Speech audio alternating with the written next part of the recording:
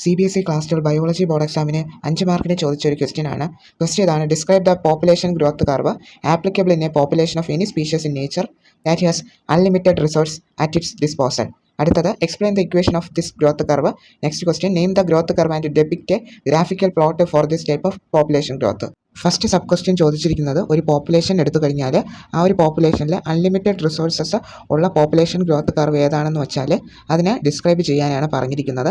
അത് കഴിഞ്ഞ് second sub ക്വസ്റ്റ്യനായിട്ട് വരുന്നത് ആ ഒരു ഗ്രോത്ത് കർവിൻ്റെ ഇക്വേഷൻ എക്സ്പ്ലെയിൻ ചെയ്യണം. തേർഡ് ക്വസ്റ്റ്യനായിട്ട് വരുന്നത് എന്താണ്, ആ ഗ്രോത്ത് കർവിൻ്റെ പേരെന്താണെന്ന് എഴുതണം. എന്നിട്ട് അതിൻ്റെ ഗ്രാഫും കൂടെ എന്ത് ചെയ്യണം, ഈ ഒരു പോപ്പുലേഷൻ്റെ വരയ്ക്കാനുമാണ് പറഞ്ഞിരിക്കുന്നത്.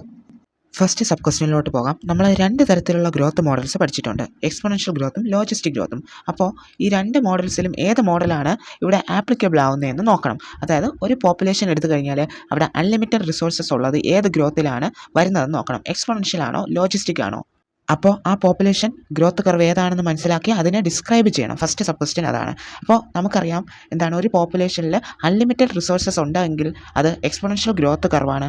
അപ്പോൾ എക്സ്പോണൻഷ്യൽ ഗ്രോത്ത് കർവിനെ നമ്മൾ എന്ത് ചെയ്യണം, ഫസ്റ്റ് ഡിസ്ക്രൈബ് ചെയ്യണം.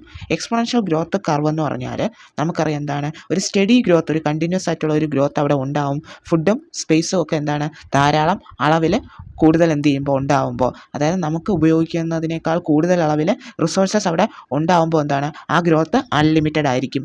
അങ്ങനെ അവിടെയുള്ള ഓരോ സ്പീഷീസിനും അതിൻ്റെ പൊട്ടൻഷ്യൽ മുഴുവൻ റിലീസ് ചെയ്യാൻ സാധിക്കുകയും അവരുടെ എണ്ണത്തിന് അവിടെ വർധനവ് ഉണ്ടാവുകയും ചെയ്യും. അങ്ങനെ ആ ഒരു പോപ്പുലേഷൻ എന്ത് ഇങ്ങനെ സ്റ്റഡി ആയിട്ട് റൈസ് ചെയ്തുകൊണ്ടേയിരിക്കും.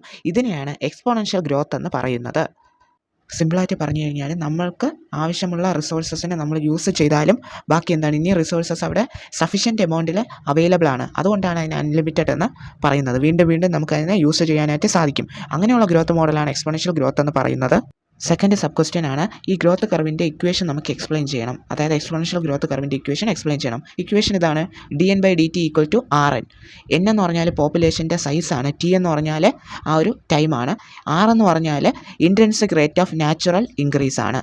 തേർഡ് സബ് ക്വസ്റ്റ്യൻ, ആ ഒരു ഗ്രോത്ത് കർവിൻ്റെ പേരെഴുതണം, എന്നിട്ട് അതിൻ്റെ ഗ്രാഫ് വരയ്ക്കണം. പോപ്പുലേഷൻ ഗ്രോത്ത് കർവ് വരയ്ക്കണം. y ആക്സിസിൽ പോപ്പുലേഷൻ ഡെൻസിറ്റി, അതിനാണ് n എന്ന് പറയുന്നത്. x ആക്സിസിൽ t, ടൈമും.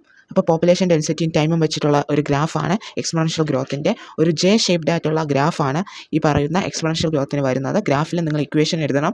dn/dt = Rn എന്ന് പറയുന്ന ഇക്വേഷൻ എഴുതണം. എന്നിട്ട് എന്താണ്, k എന്ന് പറയുന്നത് ക്യാരിയിങ് കപ്പാസിറ്റിയാണ്. ആ kയും കൂടി എന്ത് ചെയ്യുക, മാർക്ക് ചെയ്ത് വയ്ക്കുക. അപ്പോൾ ഇത്ര എഴുതിയാൽ 5 മാർക്സ് നമുക്ക് ഉറപ്പിക്കാം. ലോജിസ്റ്റിക് ഗ്രോത്ത് എന്താണെന്ന് സിമ്പിളായിട്ട് പറഞ്ഞുതരാം. ലോജിസ്റ്റിക് ഗ്രോത്ത് എന്ന് പറഞ്ഞാൽ ഇതിൻ്റെ നേരെ ഓപ്പോസിറ്റ് ആണ്. അതായത് റിസോഴ്സസ് ഒക്കെ ലിമിറ്റഡ് ആയിരിക്കും. ഗ്രാഫ് എന്ന് പറഞ്ഞാൽ എസ് ഷേപ്ഡ് ഗ്രാഫാണ്. ഇക്വേഷൻ വരുന്നത് dn/dt = Rn × k - n/k ആണ്.